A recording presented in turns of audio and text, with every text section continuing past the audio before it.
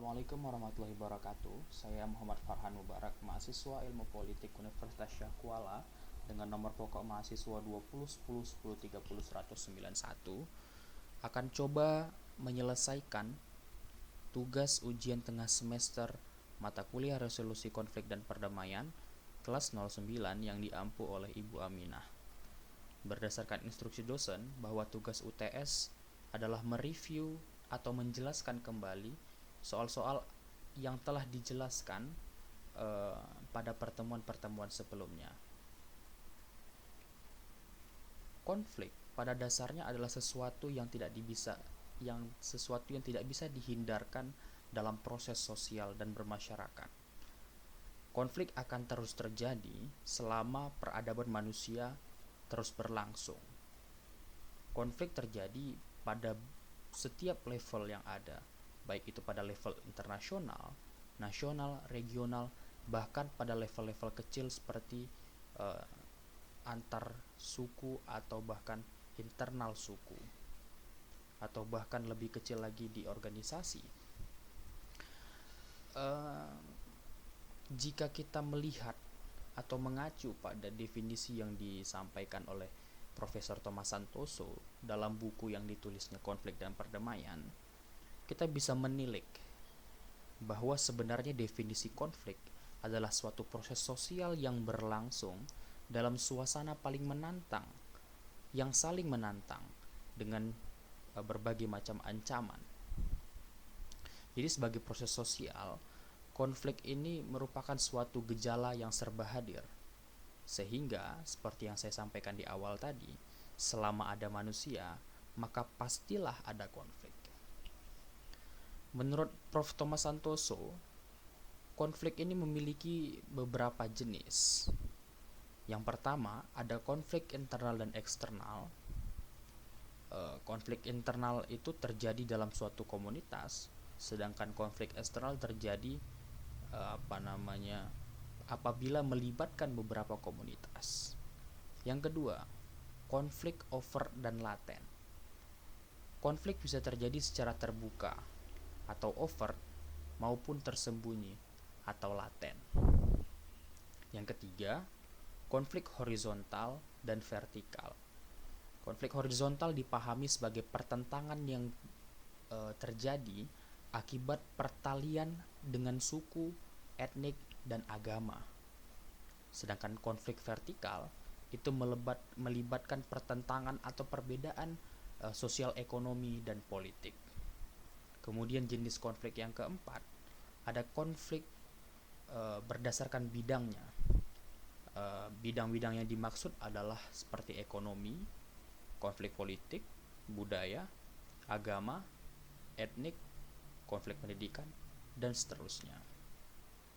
Kemudian jika kita berpikir sederhana, sebenarnya konflik adalah sesuatu yang buruk dan tidak memiliki nilai apa-apa yang bisa kita ambil.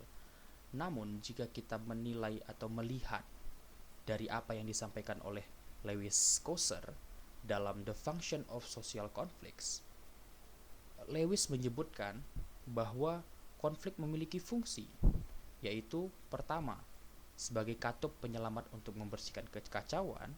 Yang kedua, indikator kekuatan dan stabilitas hubungan. Yang ketiga, memperkuat kohesi internal.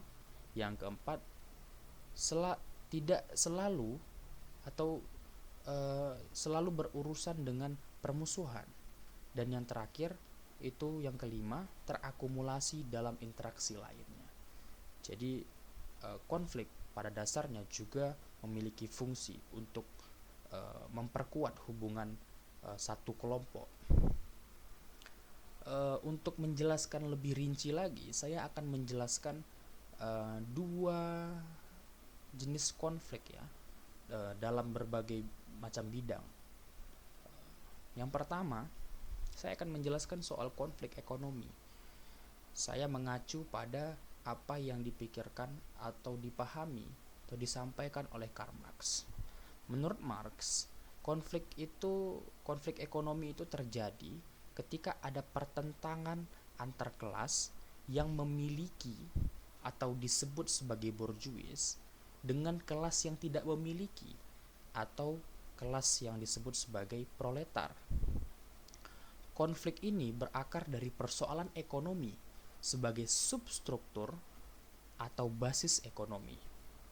Basis ekonomi yang dimaksud itu meliputi hubungan produksi atau tuan tanah dengan buruh tani, tuan dengan hamba, pemilik pabrik dengan buruh, dan hubungan-hubungan semacam itu, serta sarana dan prasarana produksi atau tanah, budak, mesin, dan lain-lain. Menurut Marx, pada kesimpulannya, sejarah kehidupan manusia itu dimulai dengan konflik dan diakhiri dengan konflik. Konflik muncul karena perbedaan kepentingan dan bersifat bipolar. Selama ada manusia, maka selalu ada konflik. Yang kedua, saya akan coba menjelaskan konflik kebudayaan. Nilai-nilai budaya ternyata itu dapat mempengaruhi cara berpikir atau pikiran manusia, sehingga seringkali orang itu tidak sadar sedang dikuasai oleh budaya atau etnik yang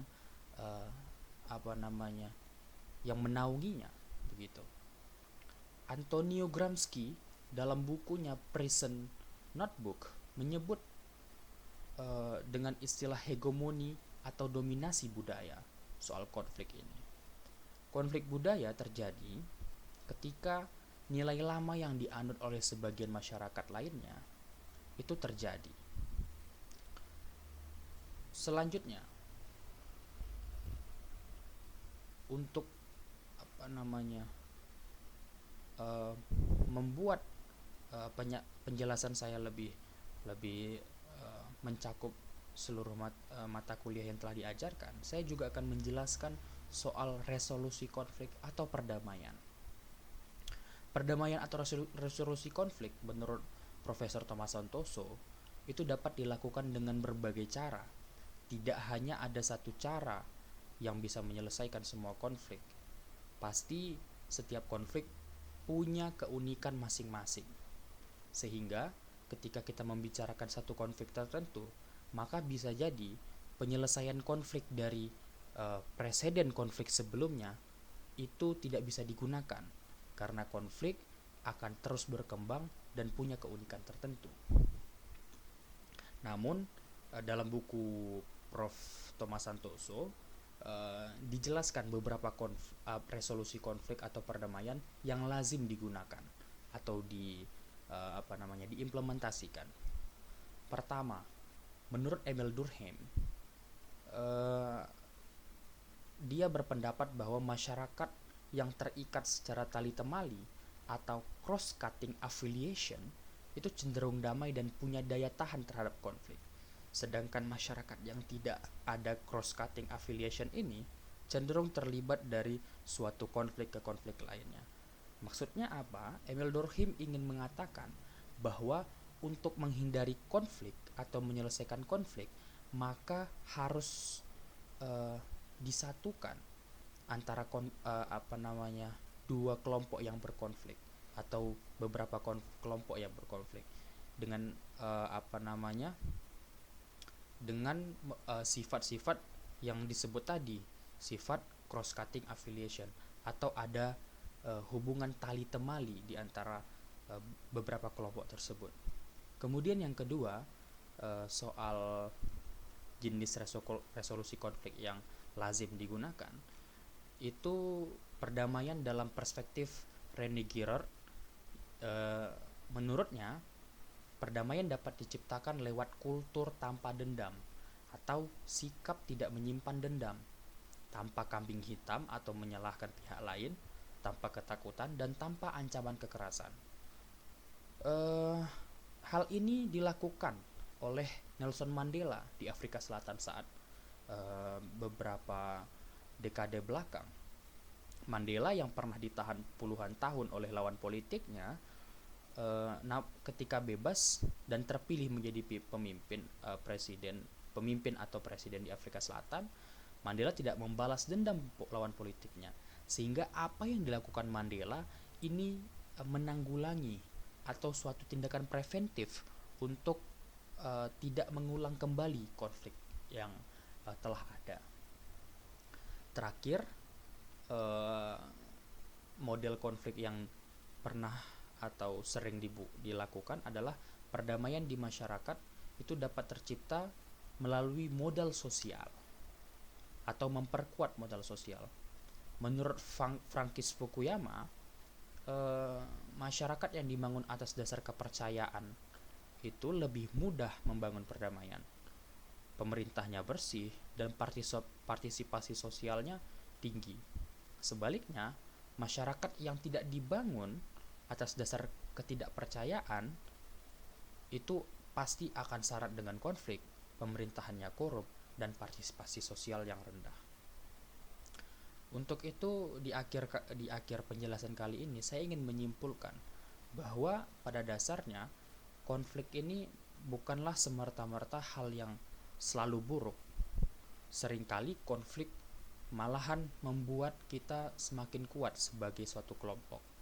Ketika ada terjadinya konflik dengan pihak lain, maka kelompok kita akan mencoba untuk memperbaiki diri, untuk memperkuat kualitas internal kita, sehingga tidak melulu sekedar berperang atau menjatuhkan lawan saja, tapi ada dua arah di sana interaksinya. Mungkin itu saja yang dapat saya sampaikan dalam kesempatan kali ini. Mudah-mudahan dapat diterima dengan baik. Wabillahi taufiq wal hidayah. Wassalamualaikum warahmatullahi wabarakatuh.